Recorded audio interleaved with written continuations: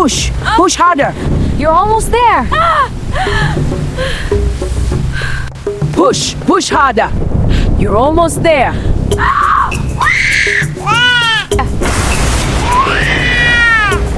The girl called evil. Lura's mother died the night she was born. The rain had fallen heavily that evening in Kumaki village. The kind that beat the earth like angry drums. 2 midwives were with a pregnant woman inside the hut whispering prayers and fear. The midwives told the pregnant woman to push the baby out, and like every delivery she tried to push. When the baby finally cried, her cry cut through the storm like a blade, but her mother did not cry again. She was gone. The hut went cold.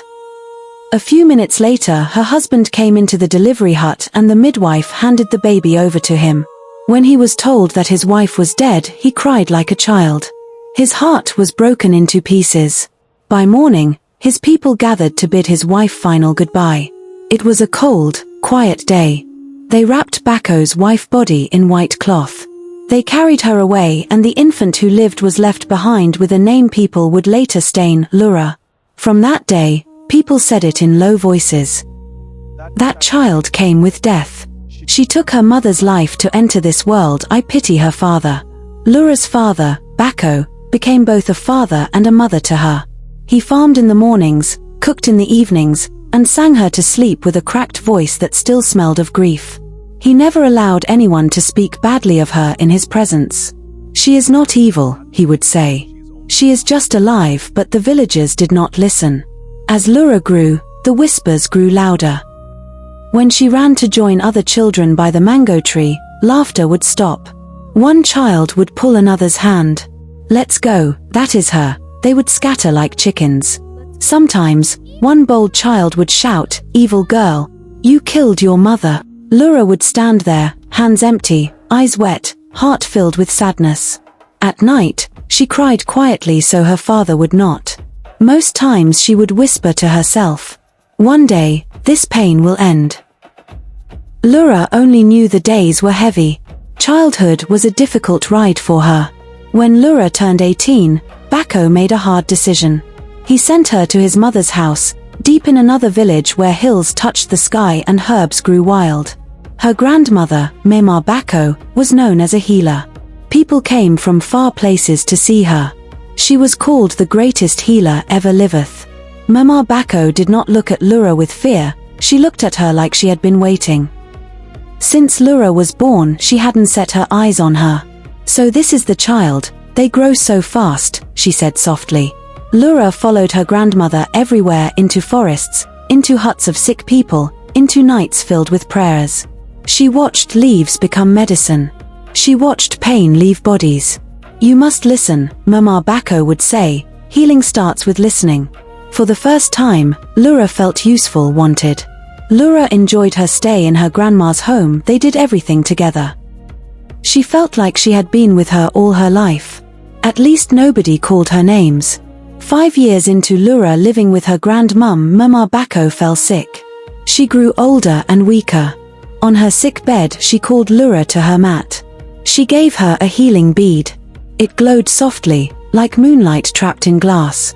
"This bead is powerful. No matter how sick a person is, just touch the person with the bead and the sickness will disappear. This bead will guide you to your destiny, but you must guard it with your life." The next day, Mama Bako died peacefully. Lura cried until her chest hurt. Soon, a message reached her father and he came to bury his mother and took Lura home. When Lura returned to her village, people pointed again. They didn't forget. "The evil child is back. What has she come to do in this village again? She looks more possessed," people muttered. Something strange started happening. People started falling sick, strange sickness. No medicine worked. All the herbal doctors did all they could to heal the sick, to no avail. This had never happened before. The villagers were confused. One night, Lura took the bead and walked to a sick man's hut who couldn't walk. Her father shouted and ran after her, "Come back." She ignored him. Immediately she entered the hut, she touched the man's forehead. By morning, he started walking. Another woman who became blind suddenly saw again after Lura touched her with the bead. Then another and another. Soon, Whenever sickness came, Lura went. And healing followed her. Anyone who called her evil was quickly silenced. Some tried to tie her healing power to evil forces but failed. 3 girls watched her: Vivi, Mina, Debbie. They smiled, they greeted her and became her friends. Vivi was gentle, or so it seemed. They plotted to get close to her and succeeded. One day, Lura fell on the road. Vivi came to her rescue, cleaned her wounds, cared for her. This made Lura trusted her. "I admire you a lot," Vivi said. "You are so powerful. Imagine a young lady like you healing people of terrible sickness. What manner of power do you possess?" At first Lura was hesitant, but later, she revealed her secret. She took Vivi to where she keeps the bead in the hut when not in use.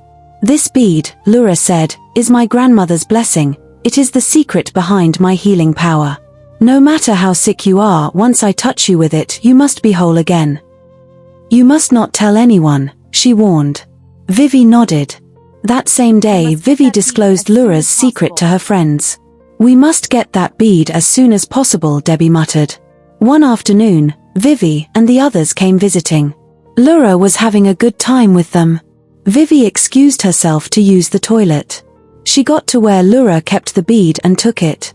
The 3 girls left that day with joy in their hearts. That same week, the prince fell ill. And they sent for Lura. Lura went to the exact spot where the bead was kept but didn't find it. She searched everywhere but the bead was gone. Bacco, Lura's father, was confused and tried to calm Lura down as she was so tensed. She called on her grandmother to come to her aid, and silence was the only response she got. The villagers waited, they gossiped. Lura didn't show up, at least not without the healing bead. Vivi quickly went to the palace. She entered the prince's room and placed the healing bead on the prince's head in front of the royal guards. Everyone watched to see what would happen. Suddenly the prince was made whole. He looked like he was never sick. There was a gathering at the prince's palace that moment, and an announcement was made. It was stated that whoever heals the prince will get married to him and become the princess of the village. That same day Vivi got married to the prince. Vivi became his queen. The crown has not fully rested on her head before she gave an order for Lura to serve her as a maid. Every day, Princess Vivi flaunted the bead. Lura felt terrible but couldn't do anything about it. She was powerless. Vivi gave her a stern warning never to tell anyone about the stolen bead. If she does, she will be sent to the world of no return. Mina and Debbie gossip Lura every other day. A year later, Mina and Debbie confronted Vivi. They told her to talk to the prince to marry them as second and third wife. "After all, we are friends and it will make our friendship stronger," Mina and Debbie said. "You two must be crazy," Vivi said, sending them away from the palace. They started telling her how selfish she is, threatening her. One day, Vivi went out with 2 of her guards and Debbie and Mina approached them, cursing and mocking. "Evil queen, if you don't do the needful, you will die without a child, but before then we will expose you," Mina said. "She doesn't want to share the prince with us, her time is over," Debbie added. That night Vivi sent her guards to go to Debbie's and Mina's hut. It was a horrifying night for both of them. Debbie escaped and ran out of the village to a faraway village. While Mina was caught, the 2 royal guards killed her, dug a grave by the riverbank and buried her there. The night mourned, but no one could wipe her tears. Lura was still devastated. Someone has taken her place in destiny.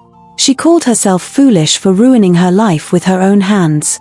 "Grandma warned me. How did I forget all she told me?" Bacco, her father, was alone in his hut feeling hurt about the present predicament his only child was going through. Speaking to himself, that Lura's destiny can only be delayed but not denied. The news of Mina's disappearance and Debbie went round the village. They searched for them but couldn't find them. Years later, the prince was concerned about birthing a child as the villagers were becoming uneasy about it. Then a messenger arrived at the palace and said to Vivi in the presence of the prince and other villagers, "Confess and you shall be free from the curse holding you. You won't bear a child unless you let go of what you stole. You took what wasn't yours, you can't keep the destiny of another." Vivi acted oblivious of what the messenger was saying. Confess. Suddenly, Vivi couldn't hold it, she fell down and cried and confessed. Vivi confessed how she and Debbie and Mina planned and got close to Lura just to know the secret behind her healing power. She told the villagers she got closer to Lura and was told about the bead, so they devised a plan and stole the bead from her. Vivi told the villagers how she sent the palace guard to kill Mina and Debbie, but Debbie escaped, but Mina was killed and buried. The villagers were shocked at Vivi's confession and called her the real evil child. Lura came as ordered by the prince. The grandmother of Lura appeared and watched her grandchild take what rightfully belongs to her. When Lura arrived at the palace, Vivi quickly gave the bead back to her. Thereafter, the prince banished Vivi and the two guards from the village. The villagers escorted Vivi out. That moment, Lura was chosen by the prince as the new princess. Bako was happy that once again peace and joy had embraced her child forever. Debbie heard of what happened and returned to the village to apologize to Lura, who forgave her. Lura's destiny was fulfilled and she ruled with kindness. She healed without pride. She forgave easily. And the girl once called evil became the village's greatest blessing.